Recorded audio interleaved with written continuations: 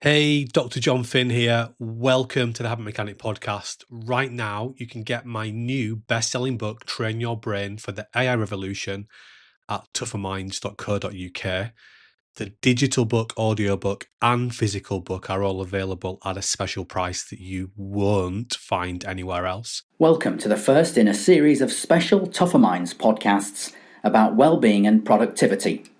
The Covid-19 virus is affecting many of us in our lives and in our work. I spoke to Tougher Minds founder Dr. Jon Finn to get his views. Well, John, our communities, society and our world is experiencing pretty unprecedented times and circumstances, and it can feel chaotic and very worrying to many of us. What do you want to achieve with this Tougher Minds podcast? Well, we want to be good citizens and help people to manage this challenging time. We know that our brains are designed for survival. They're designed to do what comes easiest. And most of what we're doing is a habit. So lots of us are, because of what's going on, are probably doing things right now that are not all that helpful for us being at our best. And it can become a negative spiral. So we want to help people to step back and to reflect and hopefully give them the better chance of getting through this difficult period as well as they possibly can, individually and collectively for families and, broader groups. As you say, it is a tremendously difficult period. In broad terms, then, how should we respond to it as people, as communities and as family units? Well, no fluffy answers here, Andrew. We have to go back to the science. So we have to go back to the science of saying, what do we need to do to be healthy? What do we need to do to be happy? What do we need to do to be at our best more often and perform to our potential? So 3 broad areas we always talk about. First and foremost, we need to get our brain working properly. That means we need to look after our diet, our exercise and our sleep. And in the current climate, these things are going to be potentially more difficult to get right because our day-to-day routines are being disrupted. But if we're going to be healthy, happy and at our best, we need to get our sleep, our diet going really well so that our brains work properly. The next thing we need to pay attention to is what we call hedonism. That means that we need to have some fun. We need to have some short-term gratification. That's the good news. So we need to be doing a little bit of that to keep ourselves in good spirits. But the other thing that we're going to need to do is what we call eudaimonia. Eudaimonia is all about making personal progress, achieving goals, getting results, feeling like we're moving forwards. And that requires delaying short-term gratification.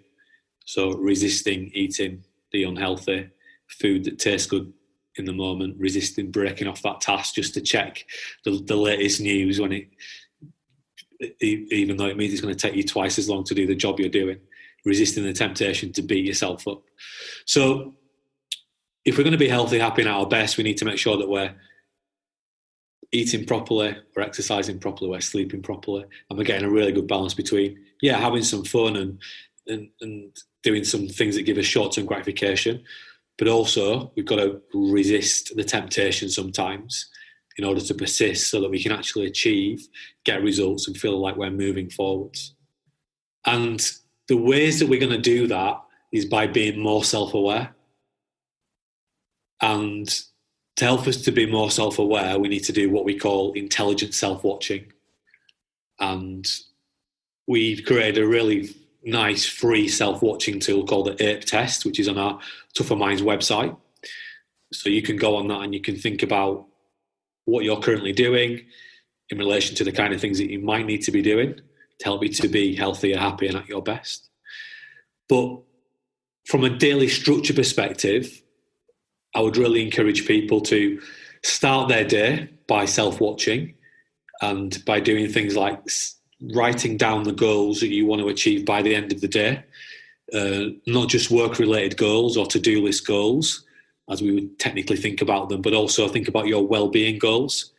Are you going to get a little bit of exercise in today? Are you going to eat that extra piece of fruit? When are you going to finish work? When are you going to draw a line under it?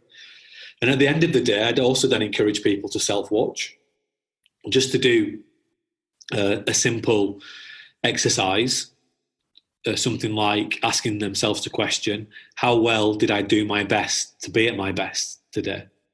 And giving yourself a score out of 10. So just doing these simple self-watching exercises every day, they're going to make it much easier for us to be healthy, happy, and at our best. And actually, we've got a whole host of those kind of resources on our coaching.tougherminds.co.uk website, all free resources that give more insight about how the brain works, but also simple and practical things that you can do. There's actually a daily planning tool on there called My Daily 8 Brain Management Plan. So we've created these things so you can access them. It doesn't cost you any money. And if you use them, it's going to make it easier for you to be at your best. Sorry, Andrew, I spoke quite for a long time there, but there's lots to say. Yeah, absolutely. Jon, we're seeing in the media that there are many developments, as you say. You mentioned it yourself. There are news reports, etc. And the media obviously does have a role to play in keeping us informed. And the internet means that people can look for the information they want when they want. So it's a pull factor, I suppose, for us. It's always there. Is that situation that we find ourselves in, combined with these exceptional circumstances, especially unhelpful to our well-being and productivity goals, would you say? We have to always go back to what are the kind of things that we're trying to achieve. So good sleep, good diet, good exercise, making sure we're getting a good balance between having fun but also delaying short-term gratification so we can make progress. And then the kind of things that we do and think about every day, they're either going to be helpful for achieving those kind of outcomes, or they're going to be unhelpful. So they're going to be helpful in terms of making it easier for us to sleep well, to eat well, to exercise properly, to make personal progress, to get that right balance between short-term gratification and delaying short-term gratification, or they're going to be unhelpful to those outcomes. So it depends on what we do. The 8 brain will be tempted to pay attention to the problems. What's the next bad news that's going to appear on the website? And we've got to ask ourselves the question, is checking the news every 5 minutes going to be that helpful for us achieving our well-being and our productivity goals? You mentioned the 8 test and the 8 brain, and that's part of the method you consistently use to as you say, analyze and support people to change the behavior. Would that be a fair description? Yeah, there's no magic here. It's all about recognizing what we're trying to achieve and then thinking about what are the kind of things that we're doing and are they aligned with helping us achieve the kind of things that we want to achieve. So if we really value well-being and being happy, but we're in that habit of beating ourselves up all the time or not dealing very well with emotional problems, then that habit is not going to help us to achieve our well-being and happiness goals.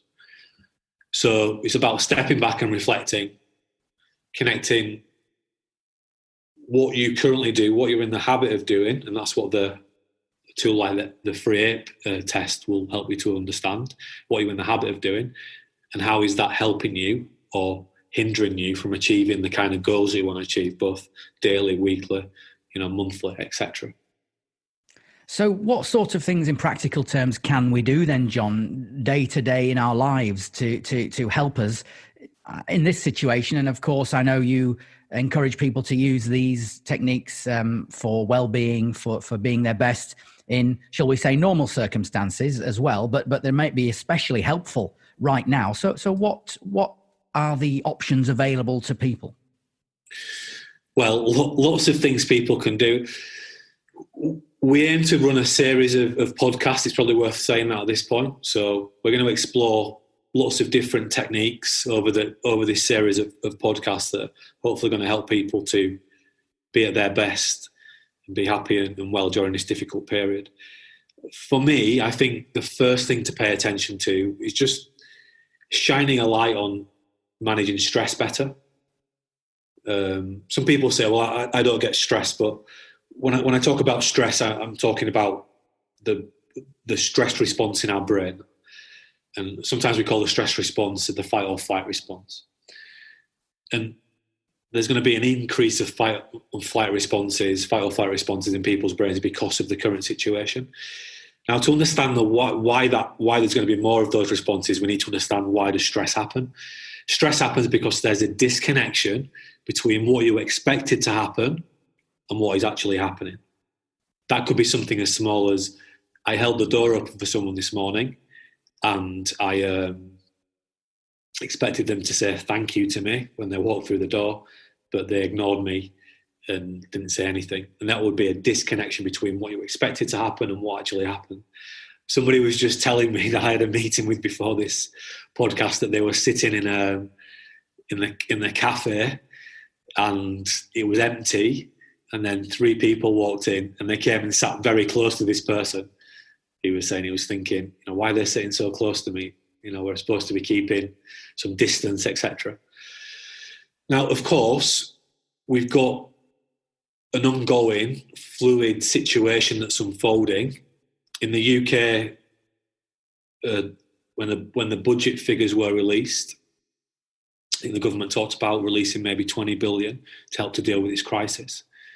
And then yesterday, they announced that they're moving that up, not to 30 billion or 40 billion or even 100 billion. They're moving up to 330 to 350 billion of resources. That shows you how quickly things are moving. And it means there's lots of disconnections around. So are the schools going to close? Is this meeting going to happen or not? What's going to happen with that products we're supposed to be shipping that the business is depending on at the end of next month? Are my children going to be well? Are my elderly relatives going to be okay? There's all these. I suppose you might also say as well, is the supermarket, which I expect to be able to provide what I normally want, is that going to be well stocked? Exactly. All these are all around us. So when something just it bothers you, just first of all, recognize why. And the why will be because what you're expecting to happen isn't happening, or it might not look like it's going to happen because the brain projects into the future as well. So the way that we explain the brain is that imagine you've got a lighthouse in your brain and it's scanning and it's looking for things all the time.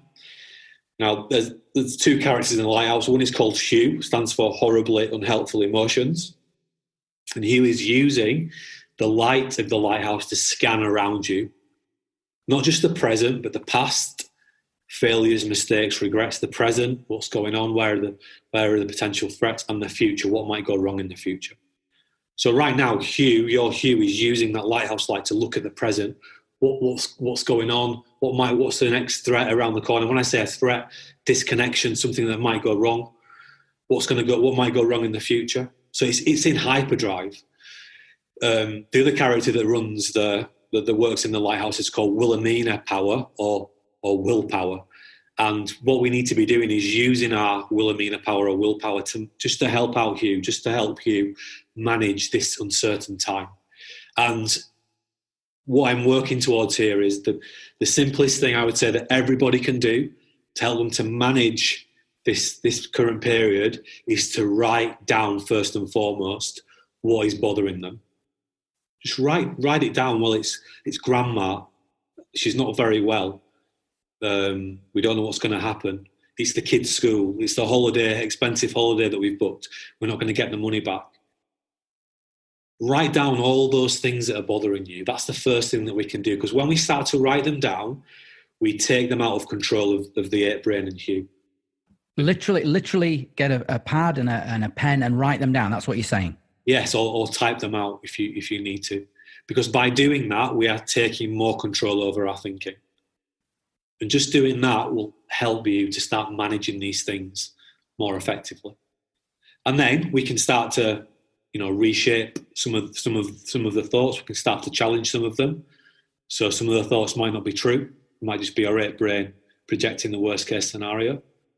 Some of the things might be real, but can we reframe them to think about them in a more helpful way? What are the benefits of the current situation? Is it helpful to focus on some of the things we're fortunate to be able to do? How can we adapt? How can we reset our goals? What can we do? And by writing these things out, we're just taking more control. And by taking more control, it means that we're going to be spending more of our time doing things that are helpful for us. Now, Jon, what you've just said then, I understand, connects with something that's a component of many of your Tougher Minds programs. You call it meaning-focused coping, and you cite examples, I understand, when you're working with people to develop an understanding of this, that elite sports people have used it to overcome major injuries, which for them, of course, are great adversities and great setbacks. In current circumstances, not so much perhaps with perspective, but nevertheless, in any given circumstances, an elite sports person to sustain a major injury is massively significant. So please tell us a bit more about that and how people can benefit from that understanding. Yeah, well, this is a huge part of my own PhD work, but actually the science comes out of people with terminal illnesses and their carers. And we imagined, so psychologists used to imagine that if you had a terminal illness, it would be very hard to find, in simple terms, positive emotions in your day-to-day life, because everything must be, pretty bleak for those people. And when scientists, a lady in particular called Susan Folkman, started to study those populations, she found that actually these people were world champions at finding positive emotions in these challenging experiences. And she described what they were doing as meaning-focused coping. They were changing the meaning of their realities. They were reframing things. And one very simple way that we help people to understand meaning-focused coping is via the FAB acronym. So FAB is pointing towards some of the big ideas within meaning-focused coping, or the techniques. So F stands for fortunate. What have I been fortunate to be able to do today? So even though, guys, we may be self-isolating, we may be stuck at home, we may not get to be doing all the things that we want to do, it's really helpful to pay attention to the things that we're still fortunate to be able to do. The weather could be a lot worse than it is at the moment. At least we've probably got nice homes to be in, where they're warm and there's heating. And even though the food might not be exactly what we want it to be, at least it's there. What are the benefits of the difficult situation? So it might be that I get to spend some more time with the kids. It might be that actually I get to refine my ability to do distance work, because that's ultimately going to be a huge part of the future of work. That's the B. And the A is adapt. How can we adapt our goals? So if I had a really important meeting at the end of this week, which I actually did, and now it's been cancelled, me dwelling on that fact and getting angry about it isn't all that helpful. I need to reset and refocus my attention. So adapt the goal and actually reschedule that meeting for next month, which is good. So what are you fortunate to be able to do? How can you adapt the current difficult situation? And how can you, or what are the benefits of the difficult situation? Reminding yourself of the benefits and finding the benefits. So that's an insight into what meaning-focused coping is, and actually how you can start to use that. And the best way to practice reframing in that way is to write down the things, not just to think about them. Because when you think about them, our capacity is very limited. We've only got a short-term memory of about 30 seconds, and we can only hold 5 to 7 bits of information at a time. So thinking isn't a very powerful way to reframe. It's better to write it down, and we're almost training ourselves to get better at managing stress by writing things down. Well, Jon, thank you for that overview and those pieces of advice, which we hope will be very important for everyone at this current time. And we do wish everybody well as we all go through a very challenging period of turmoil and disruption in our lives. Jon, is there anything you'd like to add just to conclude? If you want to be healthy, happy, and at your best in this challenging period of time, recognise the outcomes that you need to achieve. Starting with, make sure your brain is working properly, because if it's not, managing stress is going to be really difficult. So that means we need to pay extra attention to our sleep, our diet, and our exercise. Make sure you're striking that good balance between having fun giving into some short-term gratification, but also delay it and make progress on those big goals. This is a good opportunity to do that.